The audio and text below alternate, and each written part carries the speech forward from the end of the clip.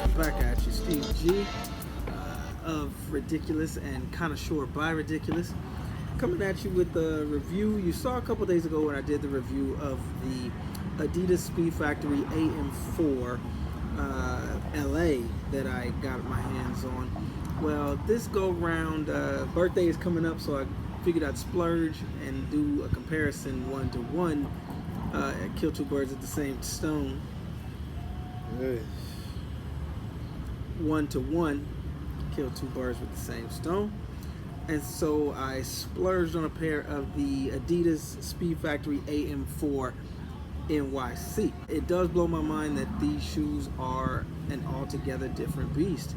I thought it was more gimmicky to be able to say, oh yeah, we did different shoes, we did different things. We customized the shoe based on the city, yada yada yada, that sells some shoes. But the fact is, they did plug in some details that are altogether different for each shoe. If you'll remember, the Parley version was the recycled materials. After putting these on, you can definitely feel the difference in the two, and that recycled materials operate differently than what would be OEM, original manufactured materials. I'm not sure what you would call them, but there's a definitely different feel. And so I'm gonna go down on foot right now because these jokers were on my feet. So just like the other one, I pulled it right off the foot, and there you go. The Speedfactory AM4 NYC. You'll notice a few differences right off top. Again, the colorway, that's one thing. But the material does feel a little bit more cloth-like and has a little bit more give than what the Parley had. There's a few little blue speckles in the actual shoe, and that's just cosmetic. It's mostly a black on black shoe. Now it is not triple black because the midsole is the white boost. This boost does seem a bit thicker in the toe. I'm not sure exactly why that is, but they said that they put an extra bit of boost in the toe based on the need for New York City runners to have a little more toe cushioning and a little more nimble push-off moving through, I don't know, the stroller patrol and whatnot up in NYC. I can vouch for it, having lived in New York, that is true.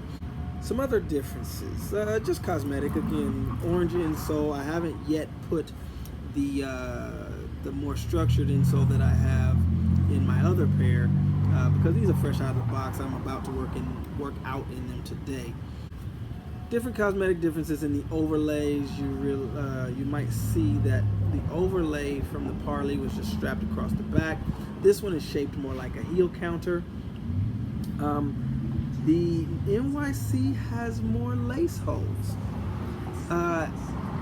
And that's crazy because I was complaining about the length of the lace in the Parley version, but that is solved right now in the NYC version. I see now why these laces are a bit longer, and I have to count. I'm not sure if the London has the exact same amount of lace holes, but I see now why the longer lace was needed, because the one on the Parley on the LA was super long, but the LA only had 3 lace positions and this one has 5. Makes sense. Again, you'll see the floating torsion.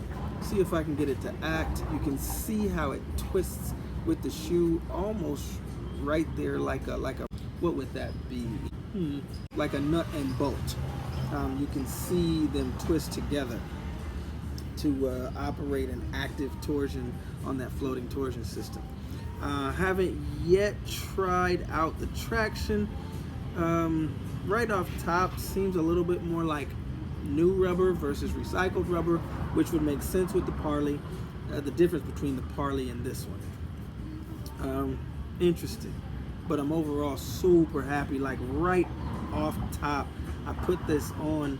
There was a little more give in the collar, so this was not as uncomfortable as it was on the Parley upper, which was again recycled material. So that recycled material is probably, recycled ocean plastics aren't going to move like manufactured cloth. Just a different feel. I applaud the Parley, but this one quickly relegated that one to walk around status, and this one will get a lot more wear. This is by far my favorite Boost shoe ever, and that was just putting it on foot. That opinion might change a little bit as I start to get a little more wear in it and start to put it on the street a little bit more. But I can tell you right off top, as soon as I put this on my foot, it felt like the first time I put on the first version of the Ultra Boost, and it blew me away.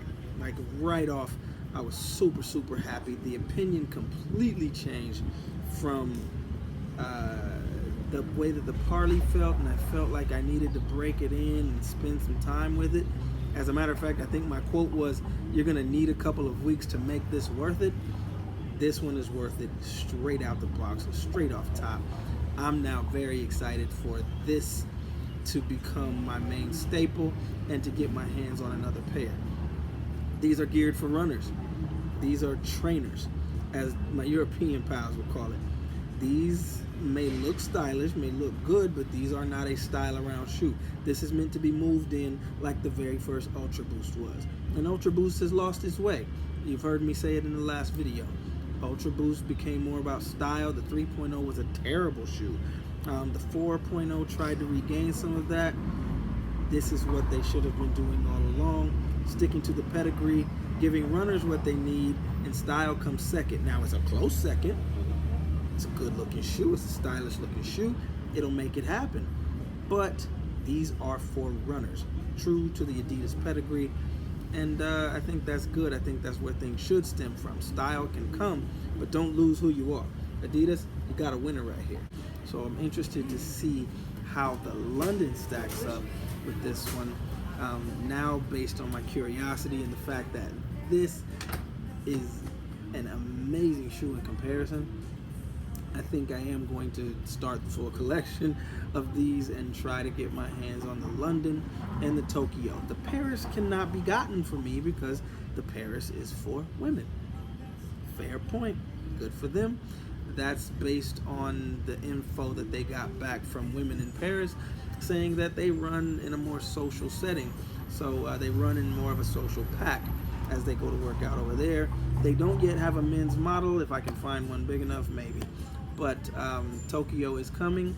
I'll find that. London will be next up on the docket, and we'll see where that goes. But this is the ridiculous, connoisseur, quick and dirty of the AM4NYC by Adidas Speedfactory. Them robots did their thing, y'all.